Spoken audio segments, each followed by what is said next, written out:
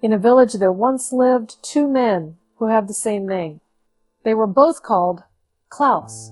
One of them had 4 horses, but the other had only 1. So, to distinguish them, people called the owner of the 4 horses Great Claus, and he who had only 1, Little Claus. Now we shall hear what happened to them, for this is a true story. Through the whole week, Little Claus was obliged to plow for Great Claus and lend him his 1 horse. And once a week, on a Sunday, Great Claus lent him all his 4 horses. Then, how Little Claus would smack his whip over all 5 horses. They were as good as his own on that one day. The sun shone brightly, and the church bells were ringing merrily as the people passed by, dressed in their best clothes with their prayer books under their arms. They were going to hear the clergyman preach. They looked at Little Claus plowing with his 5 horses, and he was so proud that he smacked his whip and said, "Gee up, my 5 horses." "You must not say that," said Big Claus, "for only one of them belongs to you." But Little Claus soon forgot what he ought to say, and when anyone passed, he would call out, "Gee up, my 5 horses." "Now I must beg you not to say that again," said Big Claus, "for if you do, I shall hit your horse on the head, so that he will drop dead on the spot, and there will be an end of him." "I promise you, I will not say it any more," said the other. But as soon as people came by, nodding to him and wishing him good day, he became so pleased and thought how grand it looked to have 5 horses plowing in his field, that he cried out again, "Gee up, all my horses." "I'll gee up your horses for you," said Big Claus, and seizing a hammer, he struck the 1 horse of Little Claus on the head, and he fell dead instantly. "Oh, now I have no horse at all," said Little Claus, weeping. But after a while, he took off the dead horse's skin and hung the hide to dry in the wind. Then he put the dry skin into a bag and, placing it over his shoulder, went out into the next town to sell the horse's skin. He had a very long way to go and had to pass through a dark, gloomy forest. Presently a storm arose and he lost his way. And before he discovered the right path, evening came on, and it was still a long way to the town and too far to return home before night. Near the road stood a large farmhouse. The shutters outside the windows were closed, but light shone through the middle cycle crevices at the top. "I might get permission to stay here for the night," thought Little Claus. So he went up to the door and knocked. The farmer's wife opened the door, but when she heard what he wanted, she told him to go away, as her husband would not allow her to admit strangers. "Then I shall be obliged to lie out here," said Little Claus to himself, as the farmer's wife shut the door in his face. Near to the farmhouse stood a large haystack, and between it and the house was a small shed with a thatched roof. "I can lie up there," said Little Claus, as he saw the roof. "It will make a famous bed, but I hope the stork will not fly down and bite my legs." For on it stood a living stork, whose nest was in the roof. So Little Claus climbed to the roof of the shed, and while he turned himself to get comfortable, he discovered that the wooden shutters, which were closed, did not reach to the tops of the windows of the farmhouse, so that he could see into a room in which a large table was laid out with wine, roast meat, and a splendid fish. That the farmer's wife and the sexton were sitting at the table together, and she filled his glass and helped him plenteously to fish, which appeared to be his favorite dish. If I could only get some too, thought Little Claus. And then, as he stretched his neck towards the window, he spied a large, beautiful pie. Indeed, they had a glorious feast before them. At this moment he heard someone riding down the road towards the farmhouse. It was the farmer returning home. He was a good man, but still he had a very strange prejudice. He cannot bear the sight of a sexton. If one appeared before him, he would put himself in a terrible rage. In consequence of this dislike, the sexton had gone to visit the farmer's wife during her husband's absence from home, and the good woman had placed before him the best she had in the house to eat. When she heard the farmer coming, she was frightened and begged the sexton to hide himself in a large empty chest that stood in the room. He did so, for he knew her husband the night of the sight of a sexton. The woman then quickly put away the wine and hid all the rest of the nice things in the oven. For if her husband had seen them, he would have asked what they were brought out for. "Oh dear," sighed Little Claus from the top of the shed, as he saw all the good things disappear. "Is anyone up there?" asked the farmer, looking up and discovering Little Claus. "Why are you lying up there? Come down and come into the house with me." So Little Claus came down and told the farmer how he had lost his way and begged for a night's lodging. "All right," said the farmer, "but we must have something to eat first." The woman received them both very kindly, laid the cloth on a large table, and placed before them a dish of porridge. The farmer was very hungry and ate his porridge with a good appetite. But Little Claus could not help thinking of the nice roast meat, fish, and pies, which he knew were in the oven. Under the table, at his feet, lay the sack containing the horse's skin, which he intended to sell at the next town. Now Little Claus did not relish the porridge at all, so he trod with his foot on the sack under the table, and the dry skin squeaked quite loud. "Hush!" said Little Claus to his sack, at the same time treading upon it again, till it squeaked louder than before. "Hello? What have you got in your sack?" asked the farmer. "Oh, it is a conjurer," said Little Claus, "and he says we need not eat porridge, for he has conjured the oven full of roast meat, fish, and pie." "Wonderful!" cried the farmer, starting up and opening the oven door. And there lay all the nice things hidden by the farmer's wife, but which he supposed had been conjured there by the wizard under the table. The woman dared not say anything, so she placed the things before them, and they both ate of the fish, the meat, and the pastry. Then Little Claus trod again upon his sack, and it squeaked as before. "What does he say now?" asked the farmer.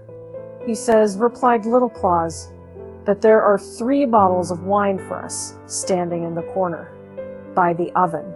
So the woman was obliged to bring out the wine also, which she had hidden, and the farmer drank it till he became quite merry. He would have liked such a conjurer as Little Claus carried in his sack. Could he conjure up the evil one? Asked the farmer. "I should like to see him now, while I am so merry." "Oh, yes," replied Little Claus. "My conjurer can do anything I ask you." "Can you not?" he asked, treading at the same time on the sack till it squeaked. "Do you hear?" He answers yes, but he fears that we shall not like to look at him. "Oh, I am not afraid." "What will he be like?" "What will he be like?" "Well, he is very much like a sexton." "Ha!" said the farmer, "then he must be ugly." "Do you know I cannot endure the sight of a sexton? However, that doesn't matter. I shall know who it is, so I shall not mind. Now then, I have got up my courage, but don't let him come too near me." "Stop, I must ask the conjurer," said Little Claus. So he trod on the bag and stooped his ear down to listen. "What does he say?" "He says that you must go and open that large chest which stands in the corner, and you will see the evil one crouching down inside. But you must hold the lid firmly. that he may not slip out. Will you come and help me hold it? Said the farmer, going towards the chest in which his wife had hidden the sexton, who now lay inside, very much frightened. The farmer opened the lid a very little way and peeped in. "Oh," cried he, springing backwards, "I saw him, and he is exactly like our sexton. How dreadful it is!" So after that, he was obliged to drink again, and they sat and drank till far into the night. "You must sell your conjurer to me," said the farmer. "Ask as much as you like, I will pay it. Indeed, I would give you directly a whole bushel of gold." "No, indeed, I cannot," said Little Claus. "Only think how much profit I could make out of this conjurer." "But I should like to have him," said the farmer, still continuing his entreaties. "Well," said Little Claus at length, "you have been so good as to give me a night's lodging. I will not refuse you. You shall have the conjurer for a bushel of money, but I will have quite full measure." "So you shall," said the farmer, "but you must take away the chest as well. I would not have it in the house another hour. There is no knowing if he may not be still there." So Little Claus gave the farmer the sack containing the dried horse's skin, and received in exchange a bushel of money full measure. The farmer also gave him the wheelbarrow on which to carry away the chest and the gold.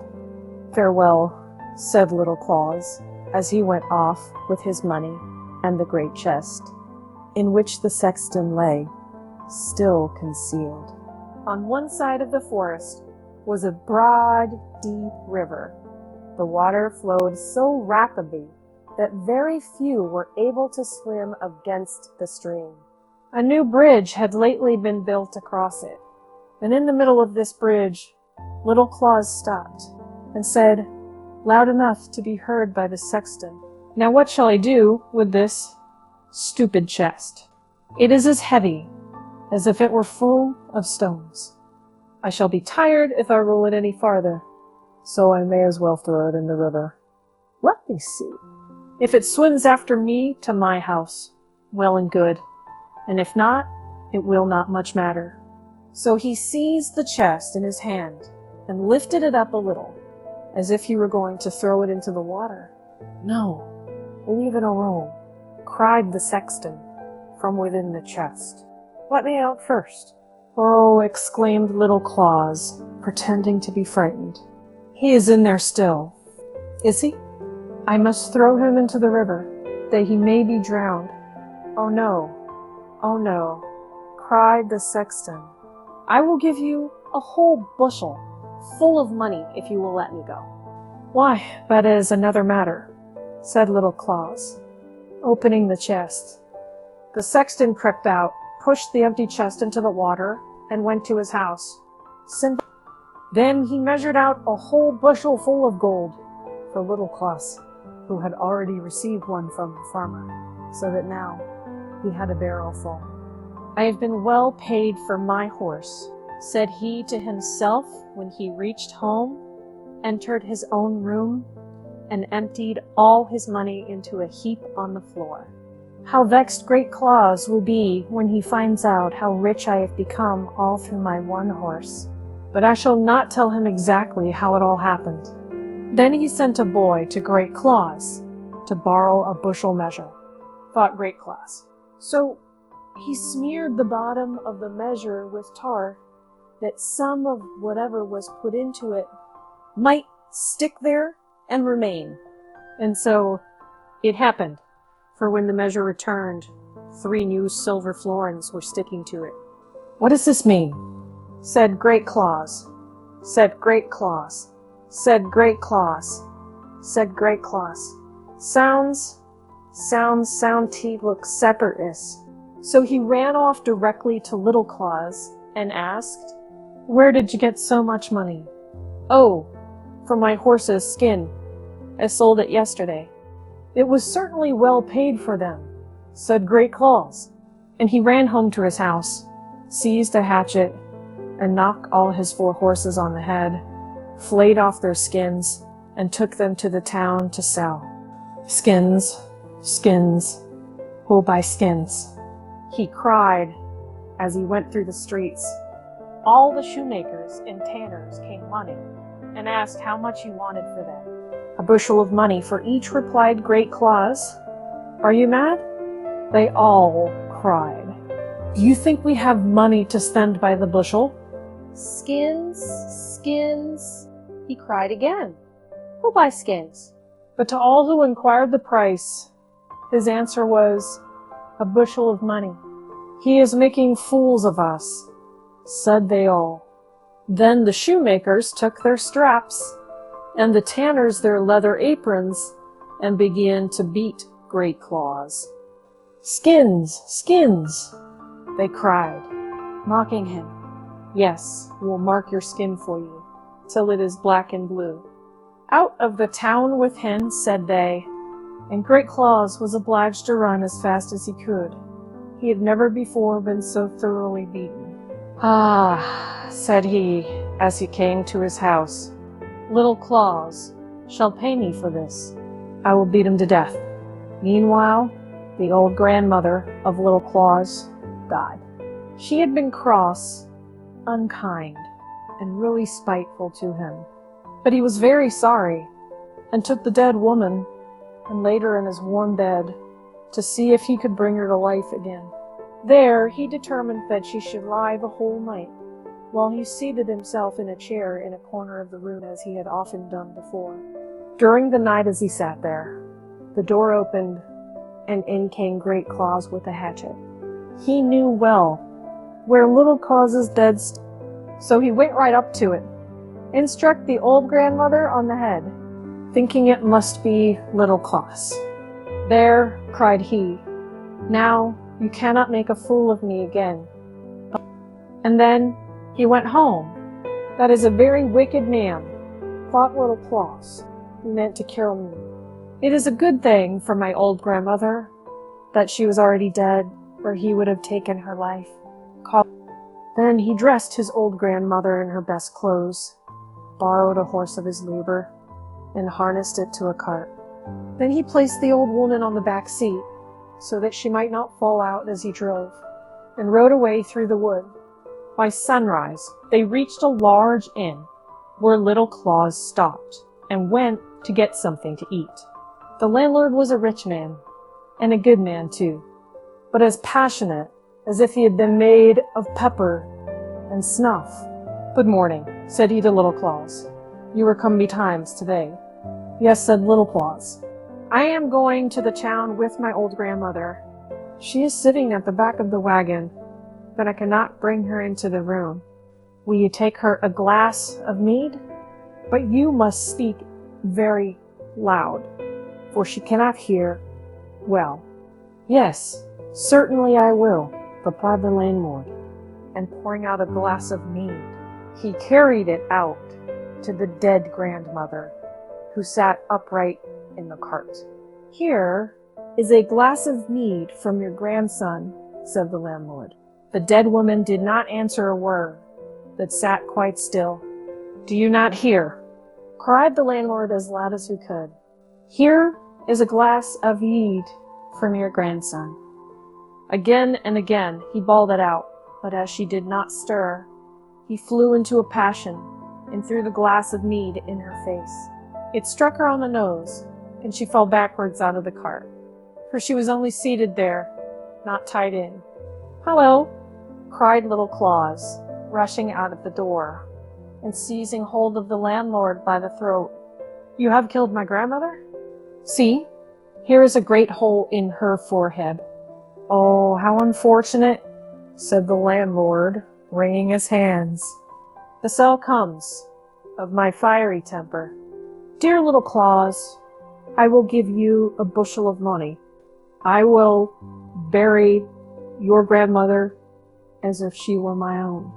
Only keep silent, or else they will cut off my head, and that would be disagreeable." So it happened that Little Claus received another bushel of money, and the landlord buried his old grandmother as if she had been his own.